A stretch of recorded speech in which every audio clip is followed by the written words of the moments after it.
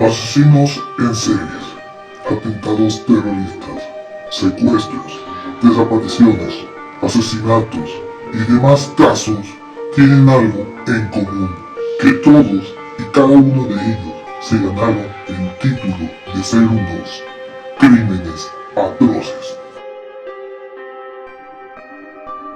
Bienvenidos sean a Crímenes Atroces, el podcast donde cada semana yo, Santiago Quiroz y Amato, les contaré a todos ustedes los casos de crimen real más atroces, macabros, mediáticos, terroríficos y sanguinarios que han marcado la historia de la humanidad. Bienvenidos sean al episodio 153 de este podcast, el segundo episodio del mes de febrero. Espero que les haya gustado mucho el episodio anterior sobre John Dillinger y curiosamente pasamos de hablar de un criminal perseguido por la policía a hablar de la policía, pero no de una forma positiva, sino de una forma un poco negativa. Y no, todavía no vamos a hablar de ICE. Bueno, tal vez lo hablemos en un episodio, pero todavía no. Y curiosamente este episodio que estamos grabando, hoy que estamos grabando será el Super Bowl. Así que espero que diga felicidades Seahawks o felicidades Patriotas. No sé quién haya ganado porque recuerdo, estoy grabando justamente el día que se va a jugar el Super Bowl. Así que, pero bueno, ya que aprovechamos que hablamos que el Super Bowl es en California, les voy a hablar sobre uno de los departamentos de policía más infamemente conocido, que es el Departamento de Policía de Los Ángeles. Ya que el Departamento de Policía de Los Ángeles es infamemente conocido por ser un símbolo de brutalidad policial, racismo institucional, corrupción y abuso de poder, especialmente contra comunidades afroamericanas y latinas. Hoy les hablaré sobre cómo una unidad de la LAPD se vio envuelta en uno de los casos de corrupción más grandes del siglo XXI y cómo inspiró a uno de los videojuegos más famosos. Este es el caso del escándalo de Rampart. Sí, un escándalo que seguramente algunos no conocen, algunos otros sí. Pero hoy vamos a desmarañar todo este escándalo en este podcast, que es uno de mis casos favoritos. ¿Por qué? Desde su fundación en 1869, el Departamento de Policía de Los Ángeles ha aplicado políticas de mano dura en barrios pobres racializados. Era muy común el uso de fuerza excesivo de fuerza, detenciones arbitrarias y perfiles raciales. De hecho, para muchas comunidades la policía no era protección, sino una fuerza de ocupación, como peces pasa. Las comunidades más afectadas por las acciones de la policía de Los Ángeles son las comunidades latinas y afroamericanas. De hecho, uno de los episodios más conocidos de la brutalidad policíaca de este departamento ocurrió en 1991, con el ahora infamemente conocido caso de la golpiza a Rodney King, que al año siguiente desataría los disturbios de Los Ángeles, que duraron alrededor de 6 días, que dejó al menos 60 personas muertas, más de 2.000 heridos, 12.000 arrestos y daños materiales que costaron entre 1.000 y 1.500 millones de dólares. Que todo eso lo pueden escuchar, todo lo de Rodney King pueden escuchar en el episodio 50. Volviendo a la historia de la LAPD, para 1973 las pandillas callejeras se estaban convirtiendo rápidamente en un problema en la división de la calle 77 del Departamento de Policía de Los Ángeles, ubicada en la zona centro-sur de Los Ángeles, California.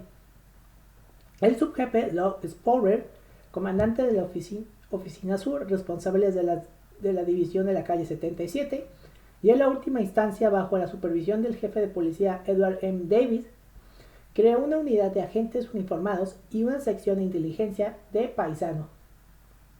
Ambas se combinaron para ser identificadas como la División de Calle 73, CASH, acrónimo de Recursos Totales contra Matones Callejeros, con la idea de designar las actividades pandilleras. Activistas comunitarios comenzaron a trabajar para abolir la unidad Trash, alegando que el nombre en sí mismo deshumanizaba a los pandilleros.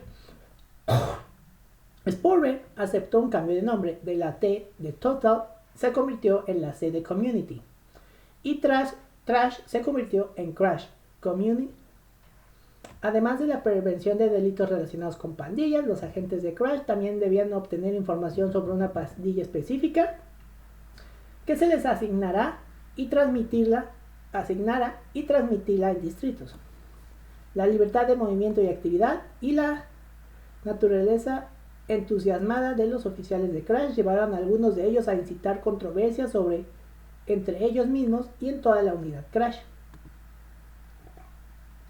En la década de los 80, la violencia de pandillas comenzó a aumentar dramáticamente como resultado del tráfico de drogas, específicamente la introducción del crack, que por estas fechas fue la famosa epidemia de crack en los 80.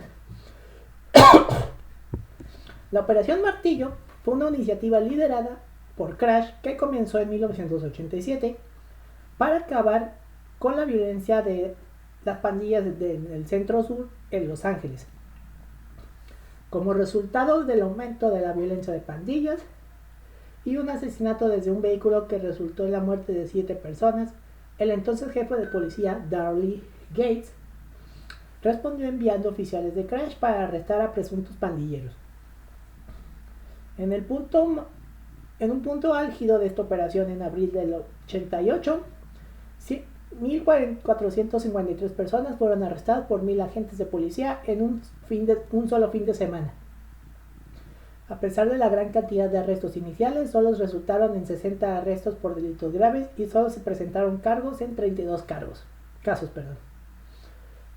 Si bien algunos la consideran exitosa, esta operación y el Departamento de Policía de Los Ángeles fueron difamados por acusaciones de racismo. Algunos creían que la Operación Martillo empleó ampliamente la discriminación racial dirigida a jóvenes afroamericanos e hispanos que fueron etiquetados como terroristas urbanos y asesinos despiadados, como el ICE más o menos. Sin embargo, los defensores de la operación afirmaron que no era discriminatoria, ya que todos los pandilleros arrestados tenían órdenes de arresto. Cada división de patrulla del Departamento de Los Ángeles contaba con una unidad Crash estacionada. Una de las unidades Crash más destacada estaba estacionada en la división Rampart. Ahora bien, la división Rampart número 2 del Departamento de Policía de Los Ángeles se creó en octubre del 66. Se formó a partir de partes de las áreas Central Wilshire, University, ahora suroeste, y Hollywood del LAPD. William H. Parker, jefe de policía en ese momento, declaró que la nueva división Rampart era necesaria para reducir las distancias entre las áreas Metropolitan, Hollywood y Wilshire. Se consideraron varias ubicaciones para la estación original antes que finalmente eligieran la zona de Rampart Heights en 1961. En 1963 se adquirió la propiedad de la esquina suroeste de Temple Street y Benton Way, y la construcción comenzó en diciembre del 64. El costo total del sitio, el diseño, la construcción y el equipo y el mobiliario fue de $1.419.397. La estación de la división Rampart del Departamento de la Policía de Los Ángeles, ubicada en el 2710 West Temple Street, se inauguró oficialmente el 23 de octubre de 1966 bajo el mando del capitán R.O. Bradley. El área de Rampart abarcaba aproximadamente 35 kilómetros cuadrados y atendía aproximadamente a 2.000 ciudadanos.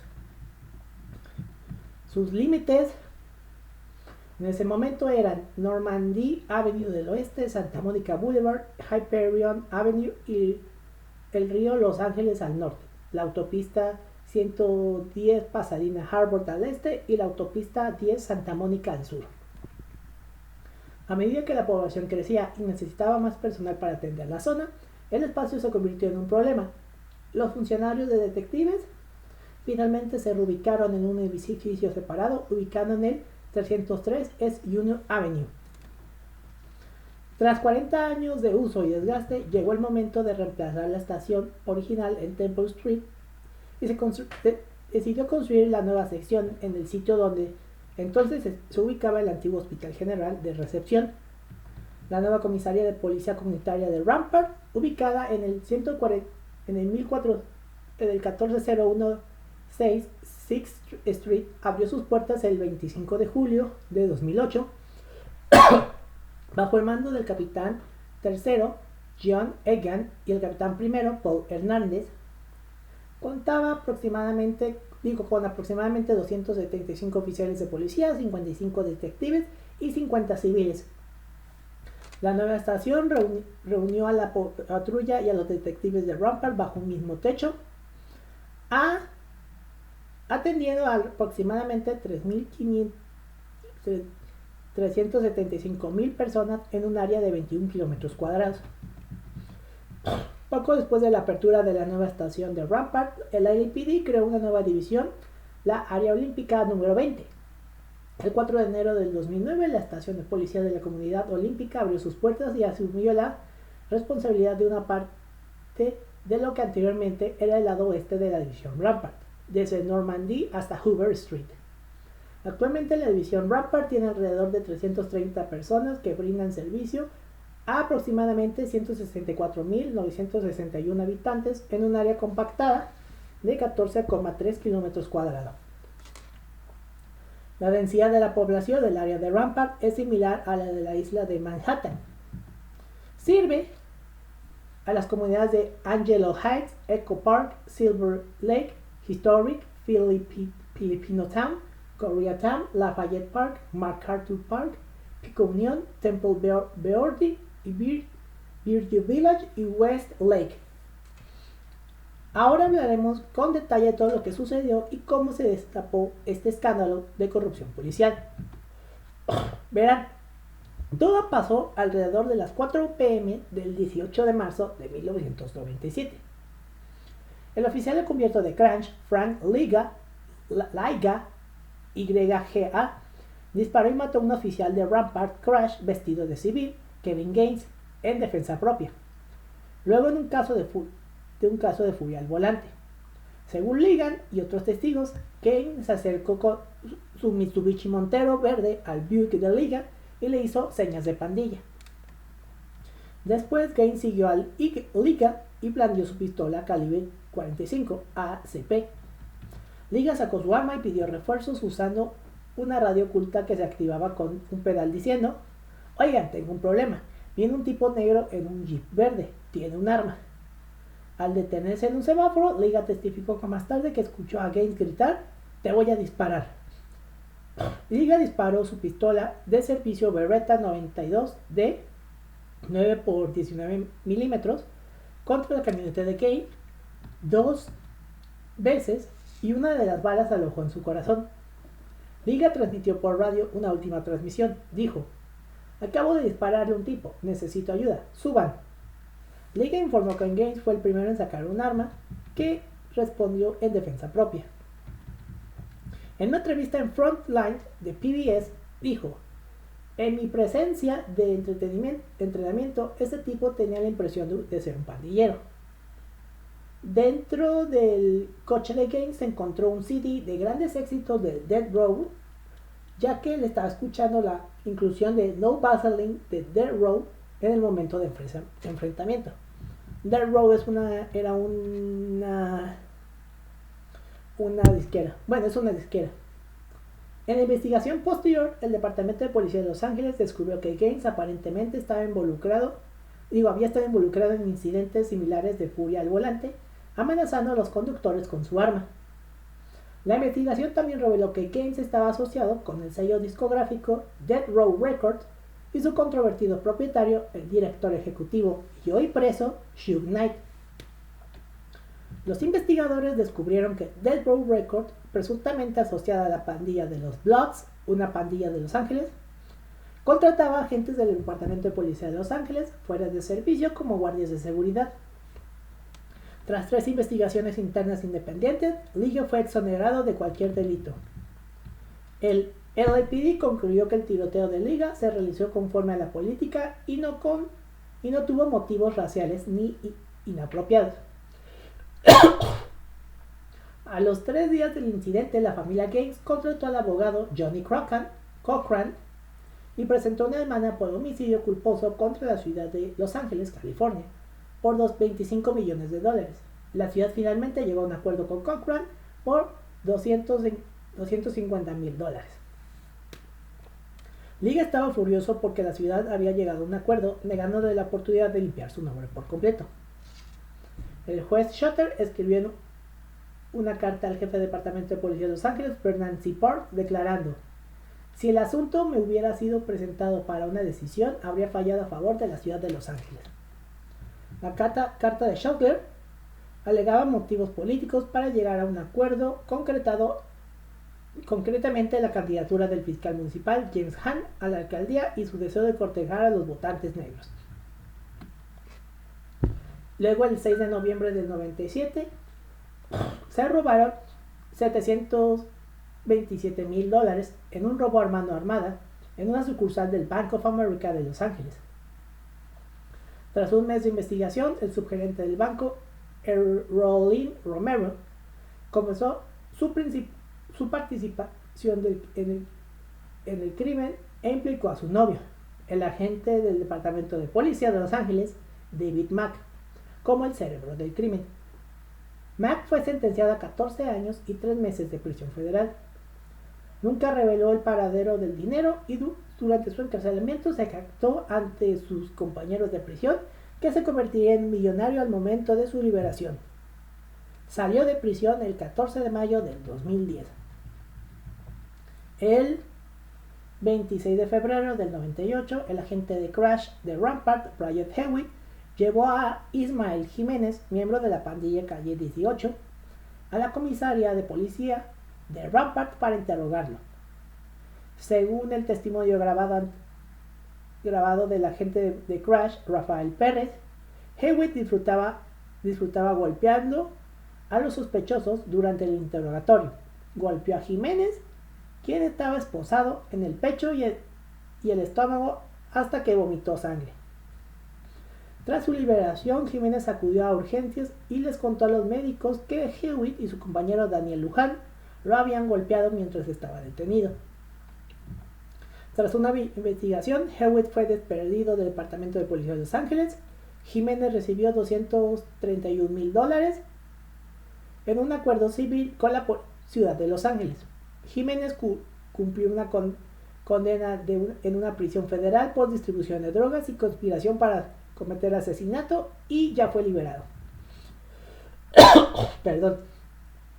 El 27 de marzo del 1998, el Departamento de Policía de Los Ángeles descubrieron la desaparición de 8 libras de cocaína de una sala de pruebas. En una semana, los detectives centraron su investigación en Pérez, preocupado por una unidad Crash que tenía agentes trabajando fuera de servicio para Death Row Records, robando bancos y robando cocaína, que muchas veces eran para arrestar al mismo tipo y para implantárselo, decir: tú dices algo y yo te puedo encarcelar porque traes drogas. Bueno, Parks creó un grupo de trabajo de investigación interno en mayo del 98. El grupo de trabajo, posteriormente denominado Grupo de Trabajo contra la Corrupción de Rampart, se centró en el procesamiento de Pérez. Una auditoría de la Oficina de Propiedades del Departamento de Policía de Los Ángeles reveló la desaparición de otra libra de cocaína que había sido registrada tras un arresto previo por Liga, el agente que disparó a Gaines el año anterior. Los investigadores especularon que Pérez pudo haber robado de la cocaína registrada por Liga en represalia por el tiroteo de Gaines.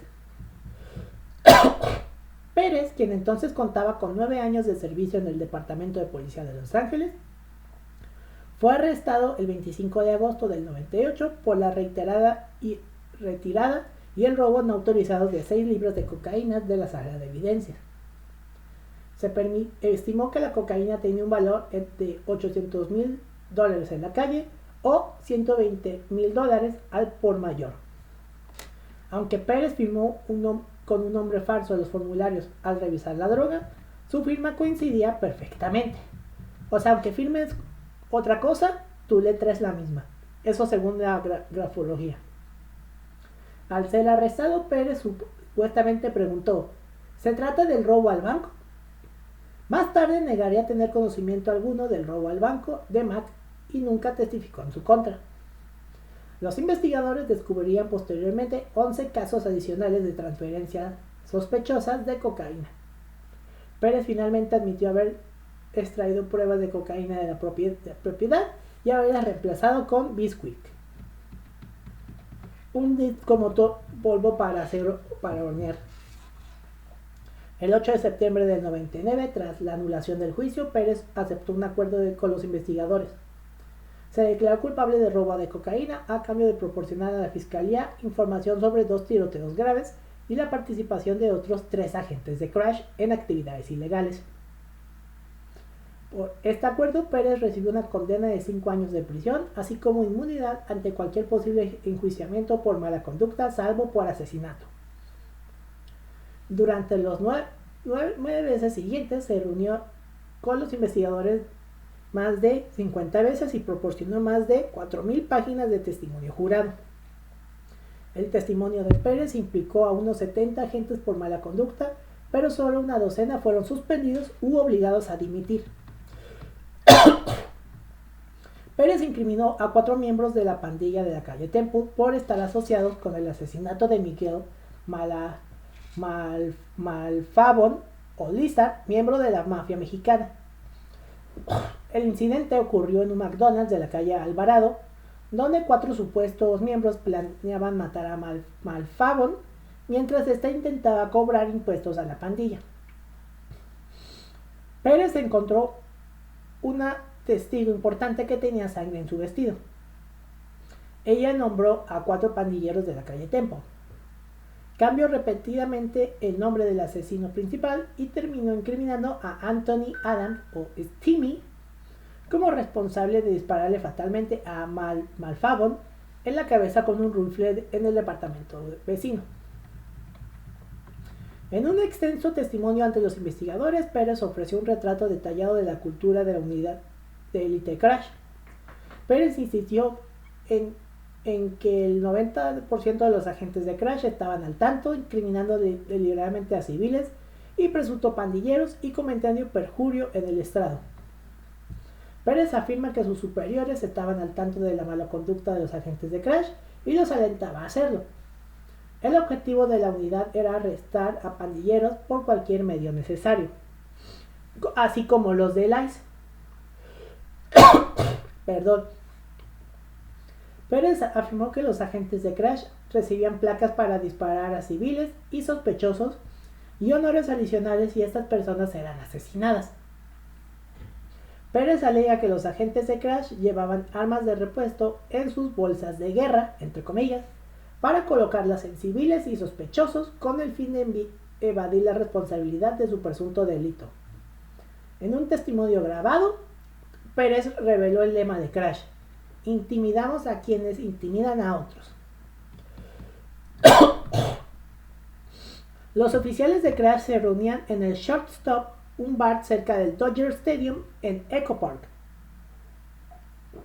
para beber y celebrar los tiroteos. Los supervisores repartían placas a los tiradores que contenían tarjetas rojas o negras. Una tarjeta roja indicaba una herida y una tarjeta negra un asesinato, lo cual se consideraba más prestigioso. Pérez testificó que al menos un teniente de Rampart asistía a estas celebraciones. Los oficiales de Rampart llevaban tatuajes del logotipo de Crash, una calavera con un sombrero vaquero rodeado de cartas de póker que representaba la mano del hombre muerto, ases y ochos. Los investigadores del grupo de trabajo contra la corrupción de Rampart descubrieron que el magnate del hip hop y hoy convicto Suge Knight, entonces propietario de Death Row Records, había contratado a varios agentes corruptos de Rampart para su seguridad en diversas ocasiones, incluyendo a Nino Durden, Kevin Gaines, David Mack y Rafael Pérez.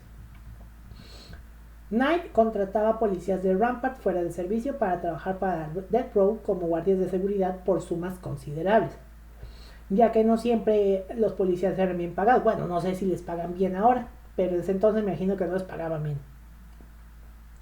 Tras el asesinato de Gaines, los investigadores descubrieron que conducía un Mercedes-Benz y vestía trajes de diseñador, y encontraron un recibo en su departamento por una cuenta de $952 en el restaurante Monty Steakhouse de Los Ángeles.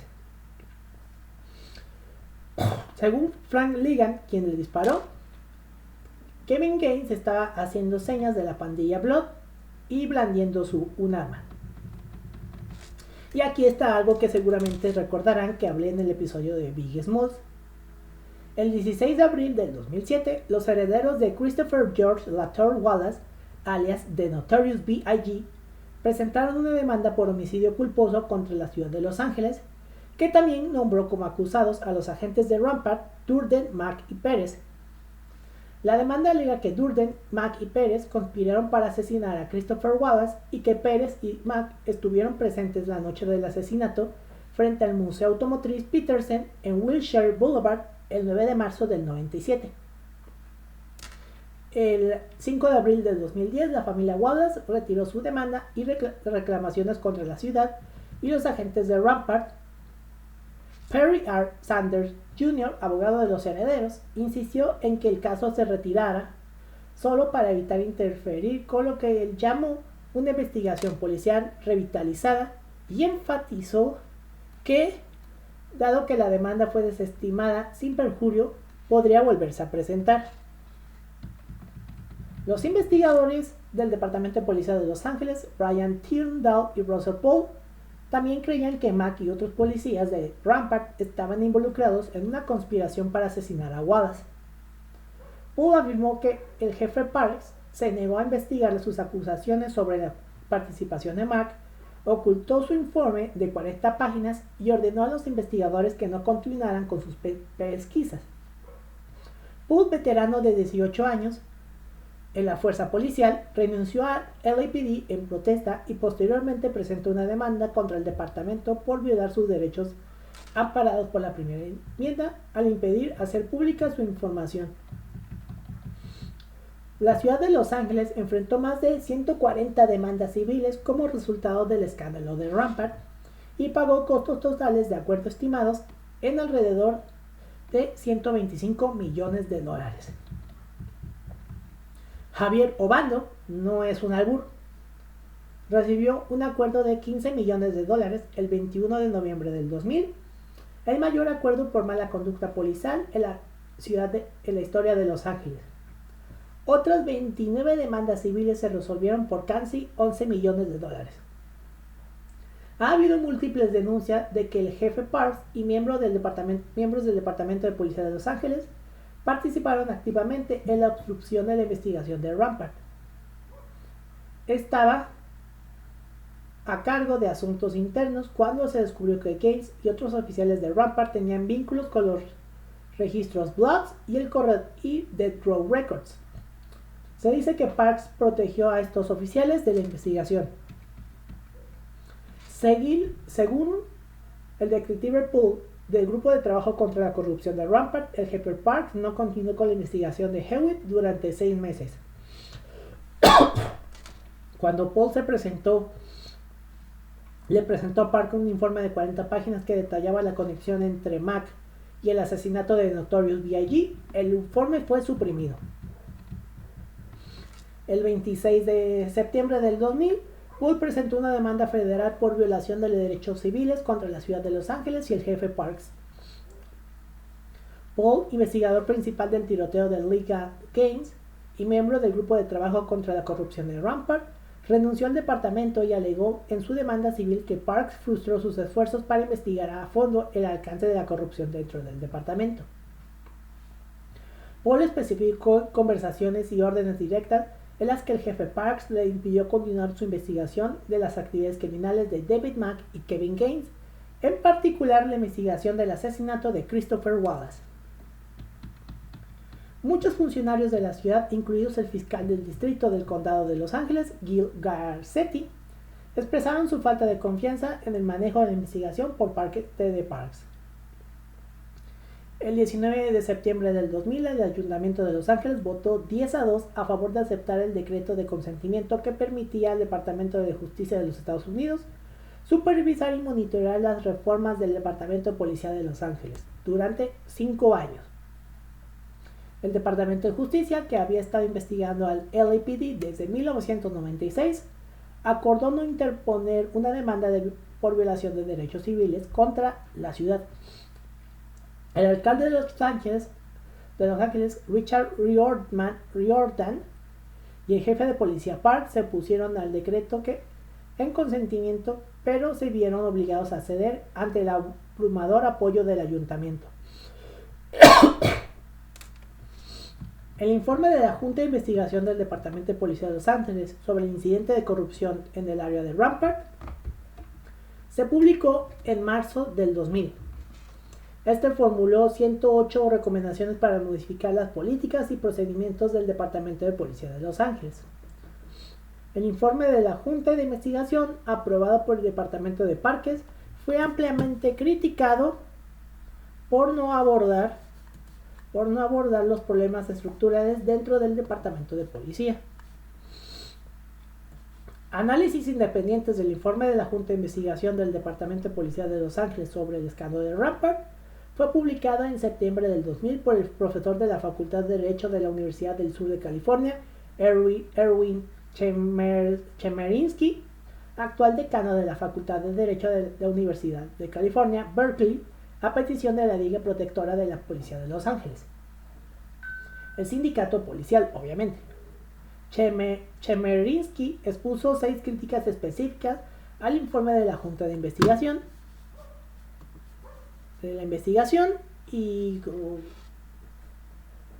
Y a saber que el LAPD minimizó el alcance de la naturaleza de la corrupción y la instigó mediante su propia negligencia interna o políticas corruptas.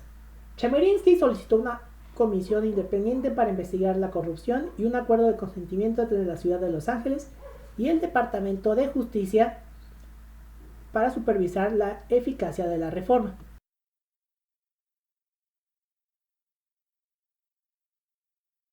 El informe del panel de revisión independiente de Rampart, publicado en noviembre de 2000 y creado por un panel de más de 190 miembros de la comunidad, emitió 72 conclusiones y 86 recomendaciones. El informe señaló que la comisión de policía había sido socavada por la alcaldía, entre comillas, y que la oficina del inspector general se había obstaculizado por la falta de cooperación del Departamento de Policía de Los Ángeles para responder a las solicitudes de información. El recién elegido alcalde James Hahn no volvió a contratar a Parks en 2002. Podría decirse que esto provocó que Hahn perdiera el apoyo de la comunidad negra del sur de Los Ángeles, lo que llevó a su derrota ante Antonio Villaraigosa en las elecciones de 2005.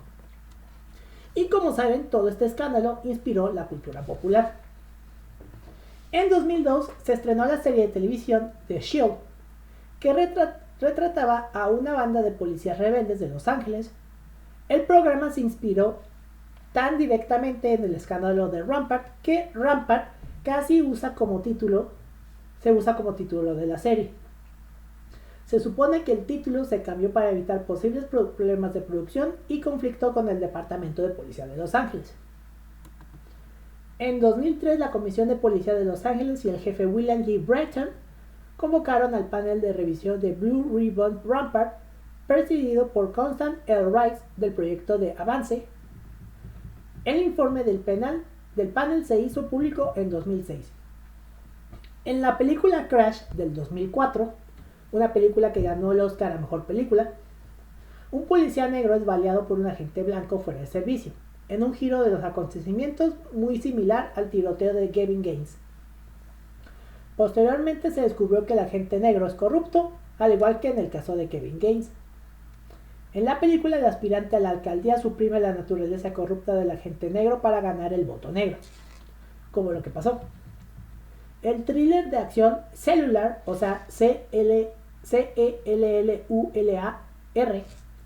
del 2004, presentaba una trama que involucraba a policías corruptos del Departamento de Policía de Los Ángeles. Aunque no era un drama policial serio, utilizó el escándalo de Rampart para darle credibilidad, mostrando un segmento documental sobre este en el material adicional en el DVD. Y si se acuerdan en el intro que este inspira un videojuego muy importante, pues sí. La trama del controvertido juego de video Grand Theft Auto San Andreas, que salió en 2004, de Rockstar Games, está ambientada en 1992 en la ciudad ficticia de Los Santos, basada en Los Ángeles. Involucra a tres oficiales corruptos de Crash. El lema de Crash, intimidar a quienes intimidan a otros, es pronunciado directamente por uno de los personajes. Además que toma inspiración de la cultura Crash, los disturbios de Los Ángeles y la epidemia del crack. Y en el que participa el actor Samuel L. Jackson como uno de los policías corruptos.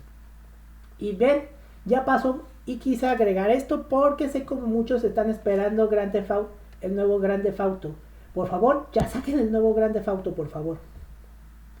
La película de drama criminal Faster del 2010 presentó a un oficial de policía interpretado por Billy Bob Thornton, quien se revela como un oficial corrupto de Rampart Crash.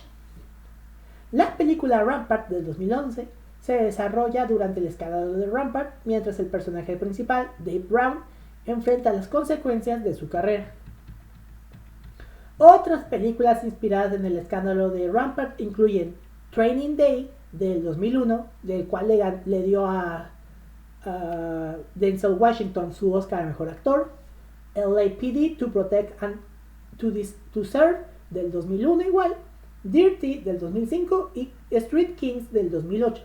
Esta es una película que aparece Forest Whitaker, Keanu Reeves, Chris Evans y Marta Higadera. No tiene nada que ver con la historia, pero lo quise contar.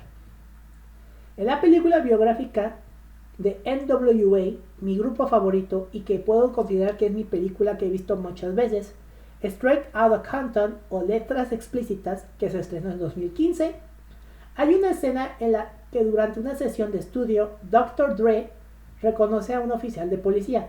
Se presume que es David Mack o Rafael Pérez, según la interpretación que uno le dé, y sabiendo todo esto, entra el séquito de Suge Knight.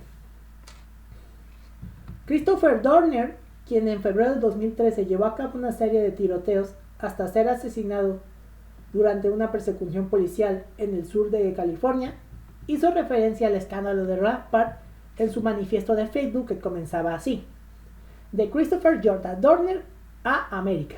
Asunto, último recurso. Sé que la mayoría de ustedes me conocen personalmente. Se quedan incrédulos al oír en los medios de comunicación que soy el sospechoso de haber cometido asesinatos tan horrendos. Y he tomado medidas drásticas e impactantes en los últimos días. Lamentablemente este es un mal necesario que no disfruto, pero debo aceptar y completar que se produzca un cambio sustancial en el Departamento de Policía de Los Ángeles y recupere mi nombre. El departamento no ha cambiado desde la época de Rampart y Rodney King. Ha empeorado. ¿Y no se equivocó? El escándalo de Rampart fue analizado en la película City of Lies del 2018, que está basada en el libro del 2002 LA Labyrinth o Labyrinth, pero está como las siglas LA por Los Ángeles.